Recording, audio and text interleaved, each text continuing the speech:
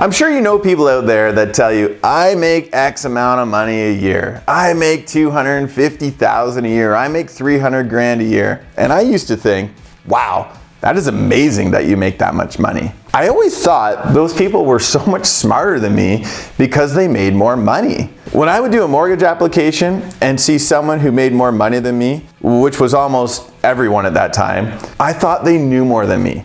Let me tell you, income is not a gauge of knowledge, so don't fall into that trap. It took me a long time to realize that it was not about how much money you made, but how much you kept. I have seen guys that make $1 million a year, ask them how much money they saved in a year, a big fat zero. Today, I think it is way more impressive when I meet someone and they even know how much money they save. If someone tells me they save $50,000 or $100,000 in a year, that is big money. They could have made $250 or $300 in a year, but that number doesn't matter. To actually save that much takes discipline, and it is a choice. It would be easy to buy a bigger, better car, house, cottage, and so on, but they didn't. And by keeping track of your savings, not your gross income, you're tracking what is really important. By starting a business or becoming in some form self-employed, you will have an opportunity to keep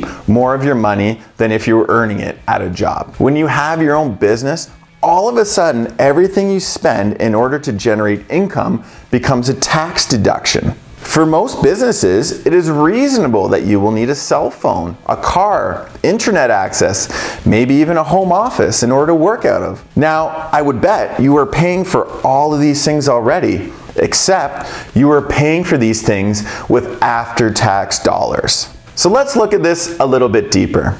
If you're making at your job $100,000 per year and are in Ontario, you are paying almost 45 cents of every dollar to the government. That is over 45 grand per year. Then you're taking your 55,000 and paying for your cell phone, internet costs, gas for your car, and so on. On the other hand, if you are making $100,000 in your own business, with all other things being equal, you're now paying those same expenses with pre-tax dollars. So what's the difference?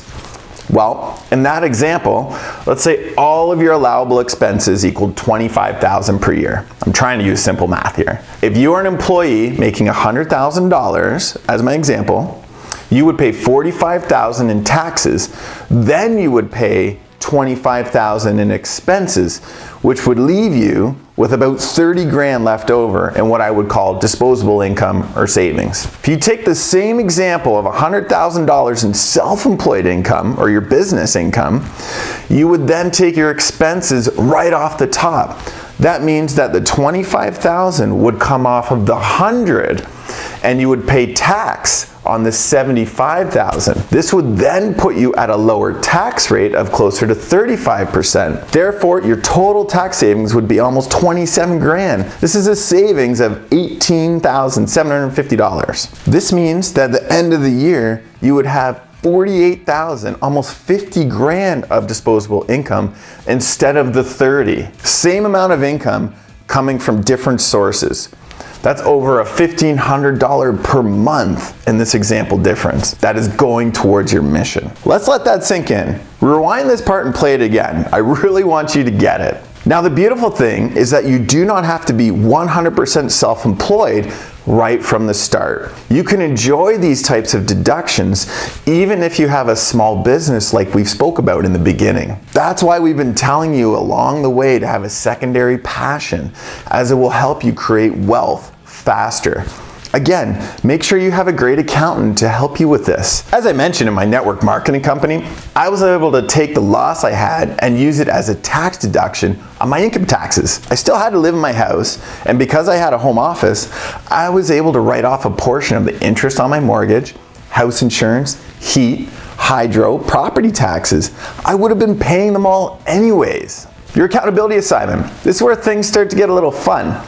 I want you to figure out what would your business income have to be in order to net the same amount of money you would if you were an employee. In the above example, you can clearly see that in order to save the exact same amount of money, you can make almost $15,000 to $20,000 less than you would have as an employee. When you see this number, it may make you think twice about going to work on Monday. Download the employee or business owner form for this lesson and fill it out. This is another small piece that can pay huge dividends for you over time. Make sure you do the work on this and make this a fabulous day.